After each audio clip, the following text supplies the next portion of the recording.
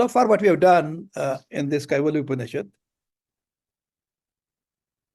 the very opening line says that Ashwalayan, who was a well-recognized scholar who wrote part of Rigveda, a student of Shaunaka, approached Lord Parameshti, Brahmaji, the creator, and said respectfully, with great reverence, expressing amanitvam, humility, intense bhakti, devotion, immense respect, and willingness to serve, and said, Adhihi Bhagavan Brahma Vidyam Varishtam Sada Sadbhi Sevyamanam Nigudam Yachirat Achirat Sarva Papam Vyapoya Parat Param Purusham Vidwan Yati. We learn that I pray, please teach me, pray, and let me recollect with what your teacher has taught you, Varishtam Brahma Vidya, and which is hidden in the secret in the man, a knowledge by which a wise man, discarding all sins, can reach the highest Purusha. So basically, he's asking Brahmadev, please teach me Brahma Vidya, knowledge about Brahman, which is the noblest and the secret, not known to too many. That means secret is not hiding from anybody. Anybody who's qualified with Antaranga, Bahiranga, Sadhana, he is a student who can learn regardless what family he comes from. But unfortunately, because not too many people have taken pains to learn it, that's why it appears secret, and we're always resorted to by good and pious individuals working hard, and by knowing which these individuals reach the ultimate, remain Brahmapad.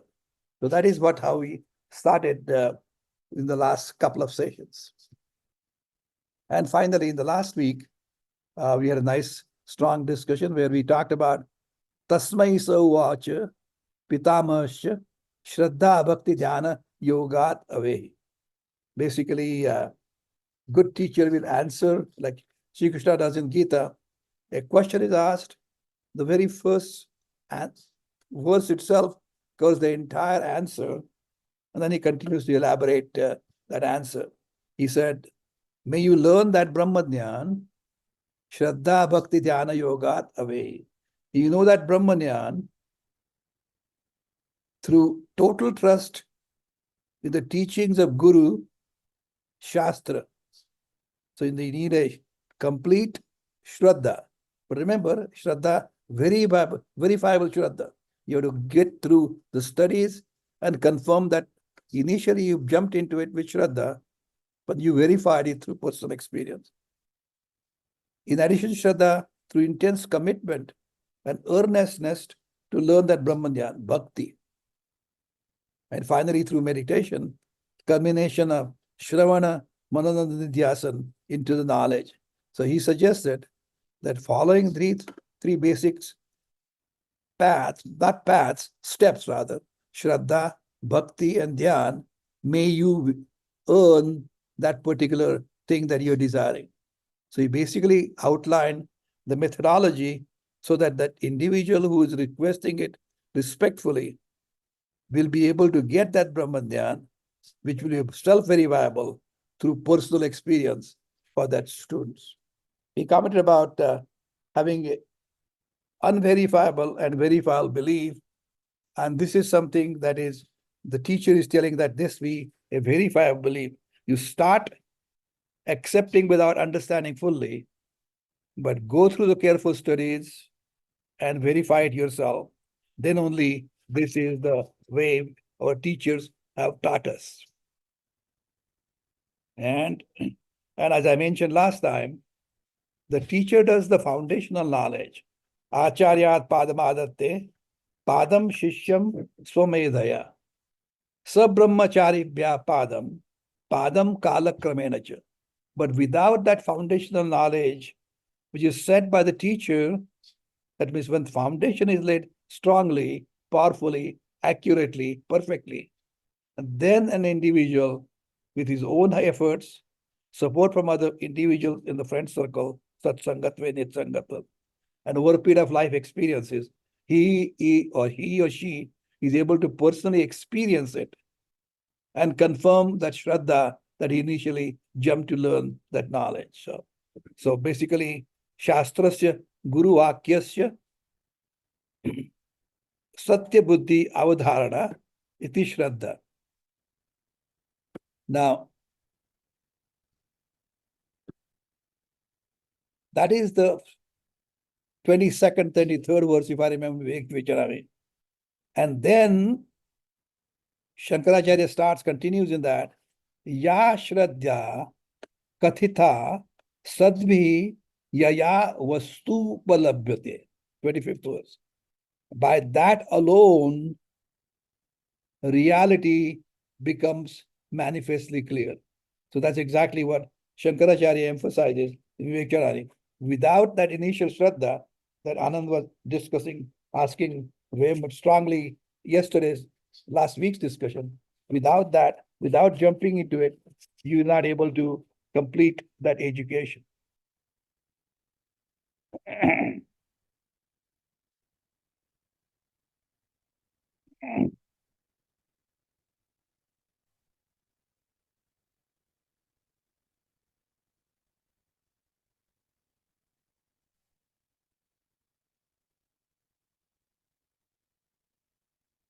And we talked last time about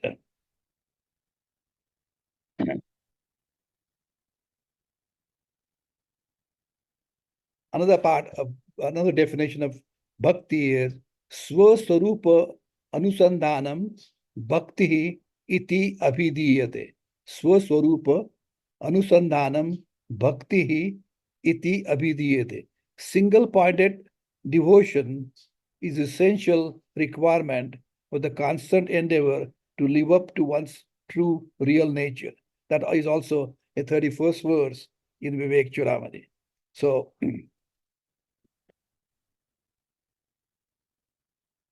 So these are some of the things that we discussed last time's discussion, talking about Shraddha Bhakti.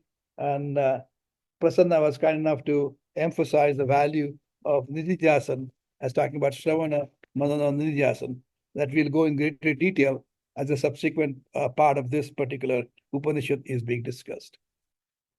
So that brings us to today's discussion. Na karmana, na prajaya, dhanena, tyagena eke, amrutatvam anashu.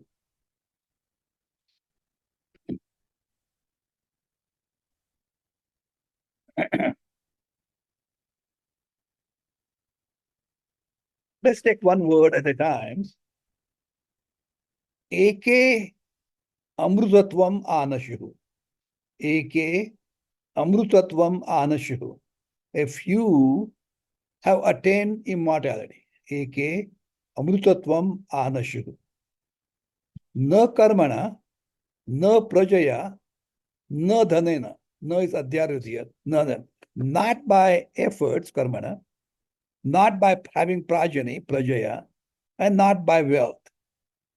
Tyagena eke, tyagena amrutatvam anashu.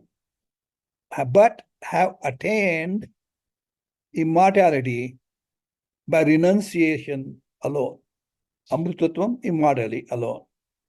And then parenanakam nihitam guhayam bibrajate yat yatayo vishanti. Now, amrutatvam is nihitam guhayam. It is being kept in the cave of heart or heart mind. Yat bibrajate, which shines brilliantly. Yataya vishanti, the strivers enter into that cave, and that is parenanakam, transcends heaven, higher than heaven. And of course, that is bibrajate, is shining brilliant. Let's take one word again at a time. Na karmana.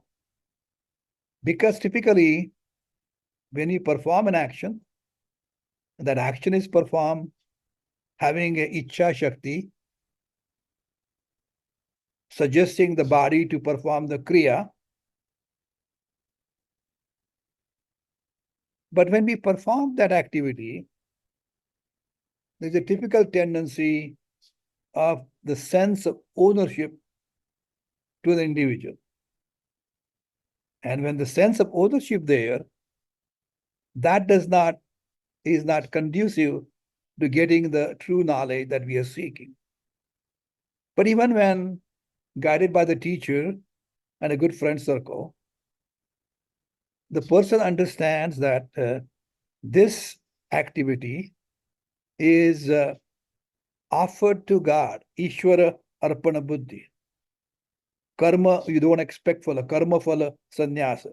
So that's what we talk about, karma yoga. But that also does not lead you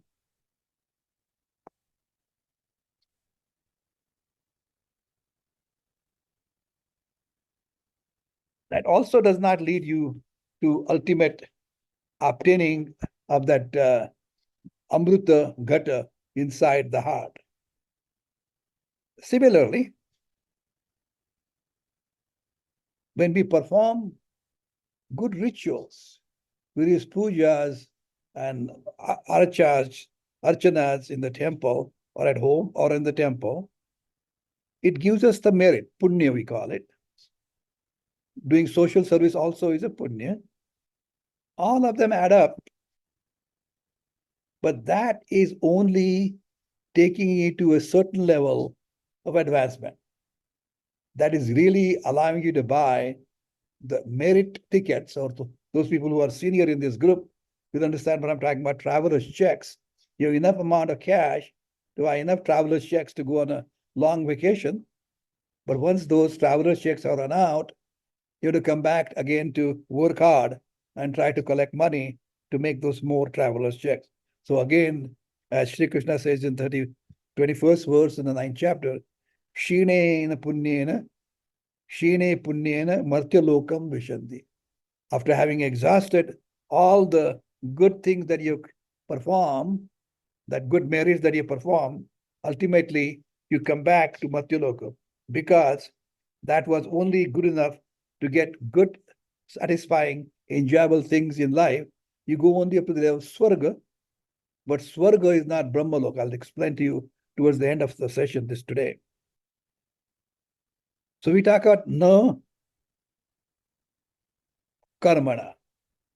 Now, na prajaya is, many people think that if you have children, they will do the antyeshti sanskar appropriately.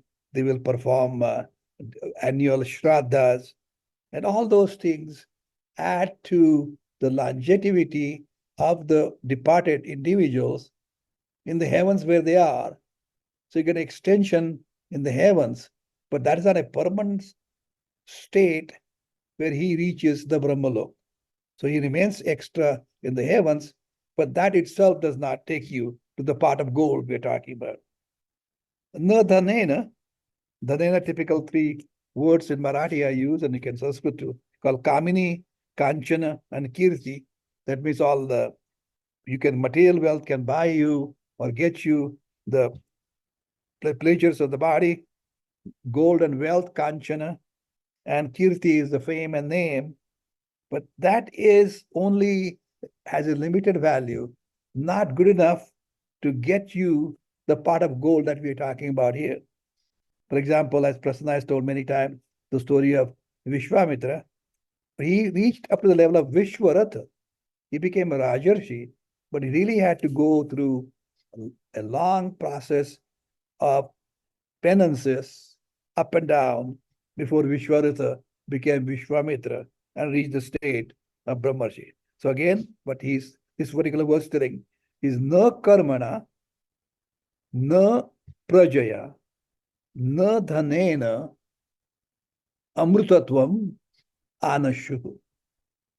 So that part of gold, that particular part of immortality cannot be obtained by karma, praja, and dhana.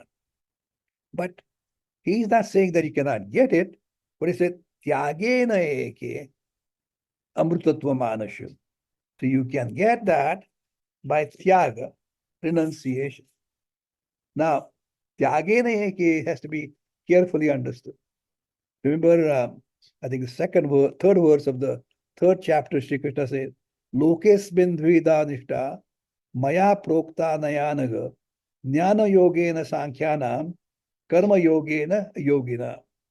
So he had described twofold lifestyle to achieve the same goal by those people who take formal sannyas with saffron robes, by taking true sannyas.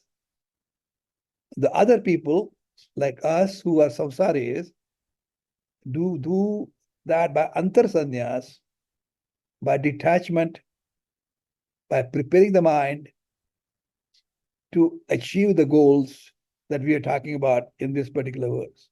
So one of the couple of things is you have to have the vairagya or detachment by viveka. Viveka, that means proper differentiation between right and wrong, remembering what is shreyas, what is preyas, what is transient, and what is permanent. By analyzing that and then experiencing a benefit, at least to a certain extent, then we are inspired to stay in the company of good people. And then satsangatve nitsangatvam, nitsangatve nirmohatvam, nirmohatve nishchalatatve jivan mukti, bhaja govindam, bhaja govindam. So starts with vairagya by in thinking, you start getting some feedback yourself that forces you, that inspires you to be in the company of similar thoughts and activities. And over a period of time, you're able to enlarge it further to reach the ultimate goal. So the tyagena is one who take formal renunciation, or those people who take renunciation through thought process by vairagya, by viveka, realizing what is important at certain stage in our life. And as we studied Gita over the period of last, 40, 50 years together, Sri Krishna says, Sri Krishna reminded us, Tasmat sarveshu kaleshu mamannaswara syudhyacha mayarpita mano buddhir mama vaishya sya samshaya. 8th chapter, 7th verse. Therefore, you remember me all the time and fight, perform your activities. While you're performing any activity, keep your mind and intellect totally absorbed in me. In that case, you shall undoubtedly come to me alone. Mam eva avasishyashi. But by doing mai arpita mana buddhi. So when you're performing any action, while always remembering God, here you got to go. So the key there is to get the Brahmanya, that is the first step towards it, is to surrender the mamakar, ahankar, the sense of ownership and sense of egoship. That means those are not optional questions. These are mandatory things. You have to give up your sense of ownership, mamakar, and get rid of the ego, ahankar. And then those individuals, in the 9th chapter, Shri Krishna continues to say, Ananyas chintayo mayam, anantyas chintayanto mam, ye jana paryupasate, tesham nityabhiyuktanam, yogakshemam vahamyam. To those men who worship me alone, ananyaha chintayantaha mam. They think only worship me alone, thinking of no other. To those self-controlled, I secure for them that which is not already possessed by them, that is yoga. What you don't have, Lord Sri Krishna will bring it for yoga and preserve and protect for them what they already have or possess. Kshema. Yoga kshemam vahamyam. So whatever you don't have, Now, Sri Krishna guarantees that I'll bring it for you, bring it together, and whatever you have, your hard work, I accomplish, I'll make sure it is preserved. Yoga kshemam vahamyam. So he says, yatayaha vishantihi. These self-control seekers merge into Brahman. And again, as you're talking about, this particular verse number 3, we're talking about, yataya. These self-control seekers merge into Brahman because they are managed beyond karmana, prajayadana, tyagena. They only are able to achieve it. And what is parena nakam? Superior to heaven. What is nakam? Ka means pleasure. Akam means not pleasure. That means indirectly means pain. And nakam is no akam. That means painless pleasure. That's how I translate it. Parena nakam. Nakam is painless pleasure. So we typically seek for wealth, pleasures, fame, and fortune, which we are looking outside to get that particular ultimate happiness. And as we develop viveka, better understanding through guidance, because the teacher will guide you, this is not going to get you where you're trying to go, then you start looking back within. I'll tell you a story which kind of indirectly connected. There was a rich man, in this case, I'm talking about rich spiritually, but for the sake of understanding the thing for us mortals who are involved in this material world, let's say he's loaded with lots of money. He was traveling from Bombay to Delhi in a train. In the olden times, it was not an airline flight, but basically a 2-day journey with 2 nights and 1 day.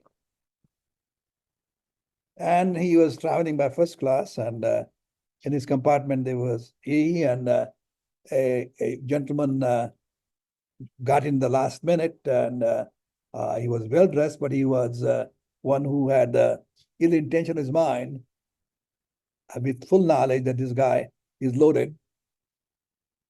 And he wanted to rob all his money that he was carrying from Bombay to Delhi. And he saw that before he went to sleep, this rich man was counting all the goodies that he had.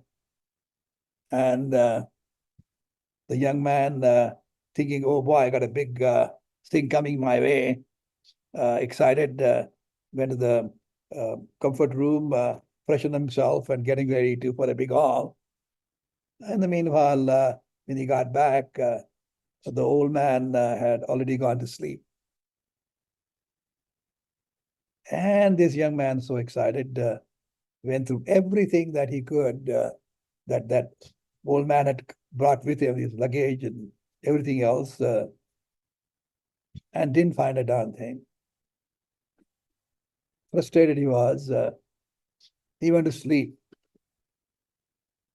And when he got up in the morning, I suppose late, youngster, old man had his coffee and made by Naina. And he was counting all his goodies in the morning. And this young man said, wait a minute. I looked for it all over and couldn't find it. Where was he hiding? The same thing happened the next day. And of course, I don't want to belabor the story. And finally, when he was arriving in New Delhi and he had not found it the second day, he said, I'll tell you honestly, was here to rob all that good that you have. Can you tell me a secret as to where you are hiding all that? He said, you know what? I was hiding it underneath your pillow, because that was the last place you're going to look for. I know why you are here, so I put it where you are least likely to look. The same thing happens in our life. We're trying to get that ultimate happiness outside, without recognizing that what we are seeking is right with us, right underneath our own pillow, inside our own heart, and trying to get that happiness outside. But once the teacher tells you that it is indeed within your heart, then you turn yourself inwards and try to find that happiness, because that happiness is a crystallized happiness or ananda gana. It is intrinsic of our nature, Atman. So this is something that you have to find out by taking the guidance of the teacher. But you have to have Shraddha first, Karan. I hope you're here. Follow that lead, pursue it with proper attitude, change in your behavior, be respectful, and follow for a certain period of time. And over a period of time, the teacher will teach you, and the experience will take you exactly what you're looking.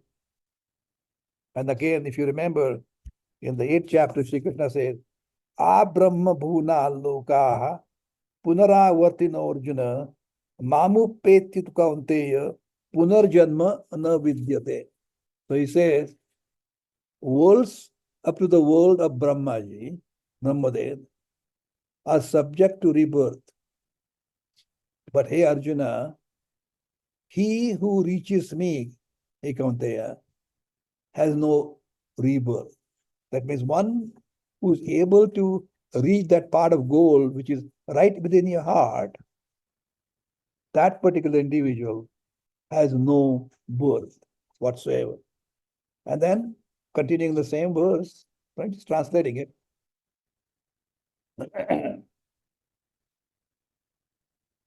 Nihitam guhayam.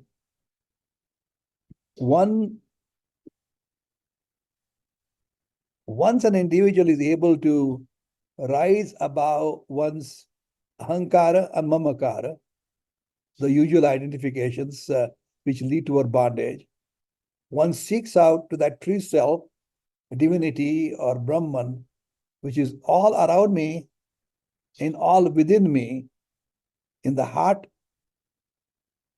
within the cave of your own heart. And infinite is hidden by the screen. Hidden by the screen. What is the screen now? What is the parda? That screen or covering is the thoughts of ignorance. And basically what you need to do is burn it down or take it off and let the inner part of gold or amritatvam shine, vibrajate. Basically, it is shining brilliantly, swayam prakasha, because that particular Atman, which is Brahman, is asti bhati priyam. It is burning brilliantly. As soon as you enter the inner sanctum, that burning wick of that little candle in front of that murti lets you see the beautiful face of the divinity, and the ignorance or the darkness of the devotee completely goes down, and that person is very much as peace. So you have to follow these steps in order to do that. It is easy for me to talk in the one particular morning, but it's a long process, and many times it goes through various lifetimes. Now, I just talked about Amrutatvam, but really speaking, there are three different aspects to that, because it is immortality is freedom from death. Ananda is freedom from sorrow. And Chit is freedom from ignorance, knowledge. And recognizing that we do get all of these pleasures in transient basis of our day-to-day life, but we are talking about permanent status of these three pleasures. So when we sing the prayer from Brihad Aranyaka Upanishad, we say, Asato ma sadgamaya. Lead me from untruth to truth. Lead me from transient to permanent. Tamasoma Jyotirgama. Lead me from darkness of ignorance to the brilliance of knowledge and getting clear-cut vision. Mrityorma Amrutam Gamaya. Lead me from death to the state of immortality. I'm going to stop at this stage and open up for questions and comments. Yeah, Shashi, let me try to summarize what I have learned so far in my own mind. The very first thing you said, which I agree with you, is you have to get rid of your ego, ahankara, and mamatvam, possessiveness. This is a prerequisite for bhakti, or for karma, or for jnana, or anything else. And that is the hardest thing for one to accomplish.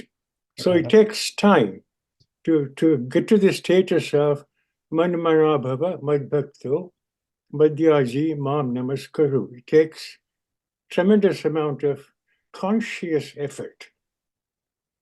Secondly, we have heard of karma yoga, gnana yoga, bhakti yoga, all the other yogas.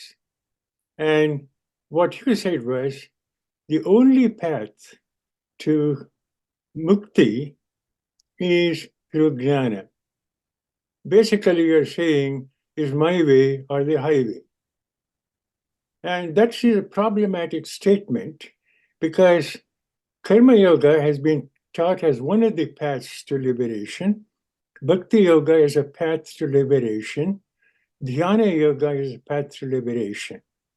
From what I understood from your comments is, they are not paths to liberation.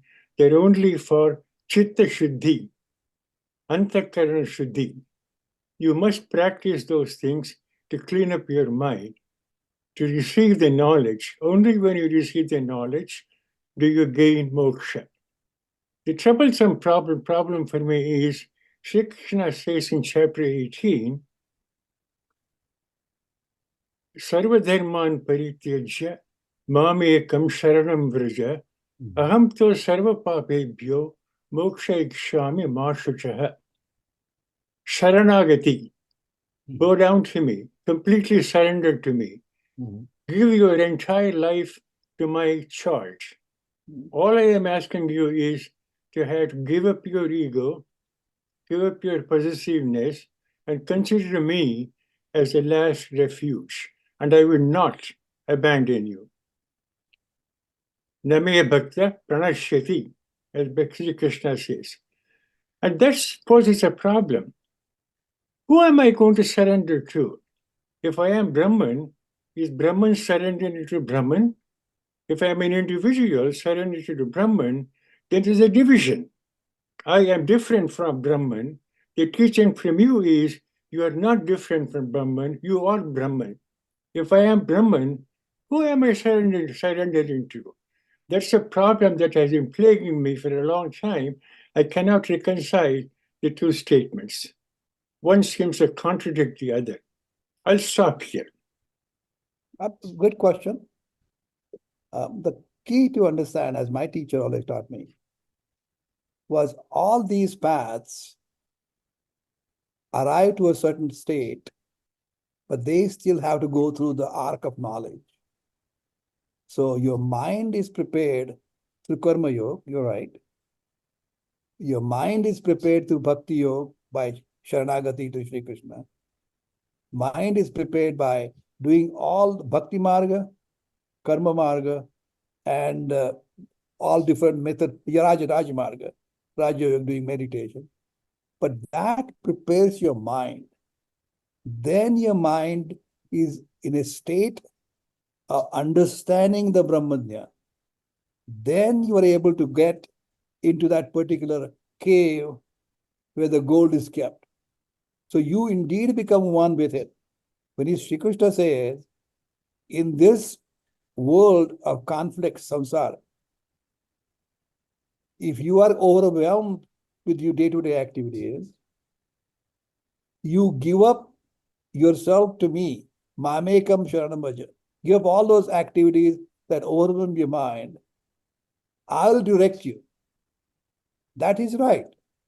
But direction is, he being a teacher at that particular time, your mind gets ready to get that knowledge, that tattvamasi.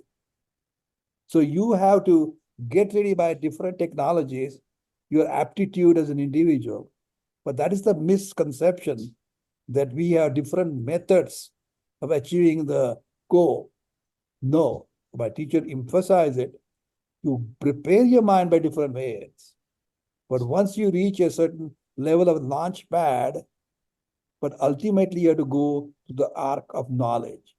So that knowledge comes by understanding what we're discussing this morning. I hope I'm trying to clarify as much as I can. But again, that comes through the experience. The mind gets ready by total devotion. Mind's by doing by getting social work, karma yoga. Mind gets ready by doing Maharaj yoga. But even then, that prepared mind has to gain that knowledge, tattvamasi jnana marga. That final step is exactly the same way. You arrive to the Tirtha Yatra, you're trying to get into that Vitova Mandir, you come from 25 different directions, and your final step, you're getting into the Garbhagriha, inner sanctum, where Vishnu's Murti is at the bottom, and Shiva's Pindi is on the top of Vitova. If you have been in Pandharpur, you'll see that particular step of entering the inner sanctum is a jnana. So there is no shortcut for that. You prepare yourself by different methods, but that is not enough to enter the last one. I hope I'm trying to emphasize what you say. You are on the absolutely right, but that is not. There are 4 different methods. Only one is the ultimate road, but all of them come to the same place, and then you are able to enter the inner sanctum. That is jnana, tattvamasi, where you're able to get the pot of gold. Parena nakam, nitam guhayam. Okay. Thank you. Much of my doubts are clear. I still have to sit this afternoon and think about it, Sure, because it's not an easy thing to accept. but then it would be easy for everybody. But Yeah. I mean, what I mean, even though you're prepared, it takes a long time. You're absolutely right. And the reason I'm saying is because this sort of strong statement, Mhm.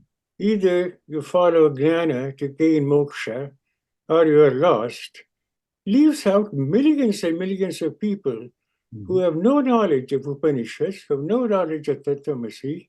They live a good life, of moral life, ethical life, and they look upon all the creation as the work of God. They do not harm animals, they do not harm plants, they take care of even ants. They're putting rangoli with rice powder, rice flour, so that the ants can eat. Then they put out water for the birds, so the birds can drink. So they have compassion, they have empathy, they're good people from all points of view, but they have no idea about Tattvamasi. They have no idea about Jnana Marga giving to moksha. And I don't want to condemn them to another birth, because I think they've earned their ribbons, earned their stripes for moksha. I hope I'm right. I hope I am not wrong. Because if I exclude that, then you're excluding millions and millions of people, which seems to me unfortunate. Then this whole teaching becomes a vehicle only for a chosen few. And that I don't want.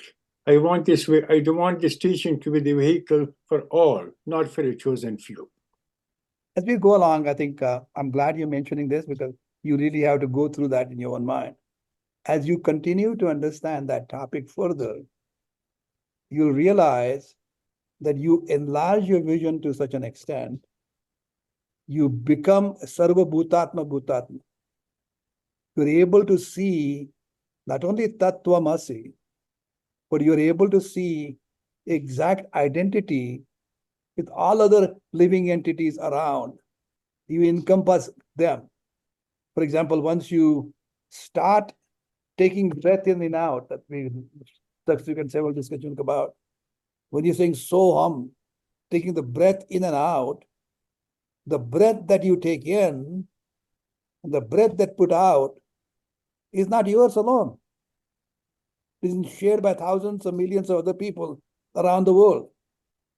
If one part breaks, the air within it or space within it gets merged with everything else around. So you have to enlarge your vision, and you realize that you're same as Brahman. You start seeing that everything around is the same as you. Then you are able to see all the flowers, all the birds, all the trees, all the bushes within yourself, because they are no different than you. So you become interdependent world, and then you start understanding it much more clearly. But all this preparation for human beings is basically to prepare their mind to reach that level of enlightenment, to realize who they are. They're no longer a triple of world creation, world, God, and themselves. Then later on becomes God and themselves, and then ultimately become God and one themselves. So become triple, wither, and one. So that's what I'm trying to go step by step. Yeah. Your question is good. No, I think I now am getting to understand 99% the statement which comes later on in Kaivalya, Yovam Pashyati Sarvatra, Sarvancha Bhai Pashyati. Mhm. So that stage, I think is attainable. Good. Originally, I thought it was not attainable, but listening to you, I am encouraged, very much encouraged, Good. that it is attainable. And so striving for a goal that is attainable is a pleasant experience. Striving for a goal that is not attainable is a miserable experience. So this experience is going to be pleasant, and I hope I can attain that goal. All of us can attain that goal. Everyone can attend. Thank you. That's why we get a chance to come back. In case you don't complete it, 643, Purvabhyasena Kaunteya. So if you don't complete it, it doesn't matter. You can come back, finish it. Thank you. Dr. Sane, so we are learning Advaita here, but I think Prasanna Kumarji's question comes about being Vishishta Advaita. It's like, if everyone is Brahma, then who is trusting who, right? So there he needs a specific person like Krishna to say, okay, yes, we are the same, but yes, there is small distinction. So it's like Vishishta Advaita of Ramanuja, that's what is needed, I think. Basically, as Hanuman described it, Hanuman described it, Deha Buddhyatu Dasoham. At the level of the body, Arun, I'm your devotee or your servant. There's separation between devotee and the divinity Rama. Jiva Buddhya Tvadamshaka, Vishishta Advaita. At the level of my sentience, my Chaitanya, my life process within me, I'm a little spark of your big divine fire. So at the level of the body, I'm your servant. At the level of my living aspect of me, Chaitanya, I'm a little spark of that big fire. But Atma Buddhyatu Tvam Eva Aham. But the level of the soul or the Atman, I'm no different than you are. Hanuman teaching Lakshmana because Rama asked him to teach him. So that becomes Dvaita, Vishishta Advaita, and Advaita. I don't know if I'm making it clear for you Yes. or not. Arun? Yes. No, thank you. So we know that all three philosophies are true at a different level. Exactly. But nothing is wrong. As long as you understand what particular door you're entering, Navadvare Pure Dve, doesn't matter what door you take, as long as you go in the inner sanctum. Good to see you, Martin. Good morning, Dr. Sane. Good morning, everyone. Let me see if I can, maybe you can let me know if I'm oversimplifying too much, given your your studies and what you've shared with me online and privately. This is, without getting too technical in terms, we're talking about the expression of love. I understand Dr. Kumar's frustration, but when I go out in nature, I'm humbled by the beauty and power of nature, and I see my connection with it. And when I see how I can act in a way that's contributing, not detracting and being selfish, but planting things in the garden, cleaning things up in nature, sharing things with other people, serving other people, and acting in love as best as I can tell for myself, then I'm acting within the guidance of Brahman. Mhm. So to Dr. Kumar's point, it's frustrating when you think of it as something outside of yourself, but when you connect with that humble spirit that's within everyone, that is loving, which, I mean, I don't know anyone who doesn't, to some degree, express love to someone, whether it's to their pet, their children, their parents, their Exactly. garden, insects, the spider that crawls in the house that you pick up and you put outside instead of smashing it. Everyone has some capacity, and as long as we can expand that capacity to love, and Brahman wants us to love everything because everything is one, it's not something outside of yourself that you're reaching and that's telling you to do something. It's something within us that's saying, as long as you're acting unselfishly and you're acting in love and to the best of your conscious feeling and ability, and you're trying to compute, you may not always get the feedback, but as long as your intellect is saying, I'm doing the best I can in the most loving manner, then you're acting within the guidance that you're discussing, correct? Yep. But Okay. again, you have to remember, you have to go till the time you are satisfied. Nobody else is going to. Your satisfaction, only person who can answer is you, Martin. Is what I'm. Understood. That's the frustrating part for a lot of people Yeah, because we want exactly. The feedback. thing, but at the same time, if you don't feel satisfied and you feel unhappy, something that means it's not completely baked yet. Right. The pot is little, it needs to be burnt, put in the fire some more. Okay. Great. Okay. Thank you. Thank But you. again, that is perfectly okay, Martin, Okay. because doctors also have to go through CME, continuing medical education. Okay. So that's the reason what one has to stay in the company of good people. So satsangatve nitsangatva. That means being being in the company of good people. If any time something does not go the right way, if ego comes up quickly, the other person puts him down appropriately. This famous story of Namdev that I've told you sometimes back. He was a famous saint in Maharashtra. Is one of the sessions in the past where at the young age he was asked to give prasad to the Vithoba in Pandharpur because father was busy with some other things. And he goes to the temple and, make a long story, that's okay. And he offers it to Vithoba, and Vithoba does not drink that milk. And he gets upset. You don't drink it because I'm a little boy and you don't love me, you don't like me. And his devotion was so intense that then Vithoba drank it. And when he got home, and mother said, where is the milk? The mother said, we said, no, he drank it. And everybody saying, how can it happen? He told the father, he came back. They did not want to believe that he was telling a lie, but couldn't believe that he drank. So he goes back again next day.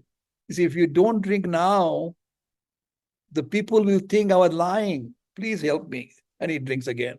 But coming back to this, he, when he was grown up, was recognized as a saint in that area. A lot of people like him around him would meet every day in the evening. I'm not saying for happy hour, but they used to get together and respect one another. But anybody, when they came for that gathering, satsangat, a group of good people, they'll come, touch each other's feet, recognize their goodness, and respect one another. And one day he was late coming in, and he did not touch the feet of everyone. That's a typical tradition and system where you touch the feet with reverence. And little Yatal Mukta by Jnaneshwar's youngest daughter, remember the book that you helped me create that Jnaneshwar's picture at the back, his youngest sister. The little girls don't have any qualms about criticizing. How come he did not touch everybody's feet? Do you think he's something special? He is criticizing this old guy. You see what I mean?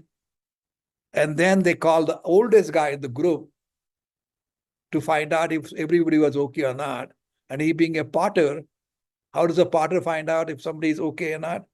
He takes a special wood and hits on their head, that particular part, and that sound tells him whether something is ready or not. So he kept on everybody's head, and he came to when Namdev, this is not quite ready. And then I wanted the umpteenth story, but he's asked to do certain things. The point is, it doesn't matter how enlightened an individual is, he or she has to remain in the company of good people to maintain that mental equilibrium of non-attachment, understanding, so to remain grounded in Brahman. Understood. Okay. Thank you. Dr. Sane, this is Naina. Naina. Yeah, very short comment. This has been a very complex discussion, and I can see that it's going to require a lot of thought. So I'll be thinking about it all week long and get my own answers to some of these.